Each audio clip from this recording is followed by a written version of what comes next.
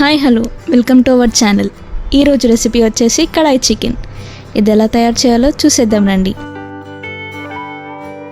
ముందుగా ఒక కడాయి పెట్టుకొని దీంట్లోకి 4 టేబుల్ స్పూన్ల ఆయిల్, 2-3 లవంగాలు, యాలకులు, దాల్చిన చెక్క, 1 బిర్యానీ ఆకు, 1 medium size onion, 1.5 table spoon అల్లం వెల్లుల్లి పేస్ట్ వేసి ఫ్రై చేసుకోవాలి. ఇప్పుడు దీంట్లోనే 1 టీ స్పూన్ పసుపు, 1/2 టేబుల్ స్పూన్ సాల్ట్ వేసి మొత్తం ఒకసారి కలుపుకోవాలి.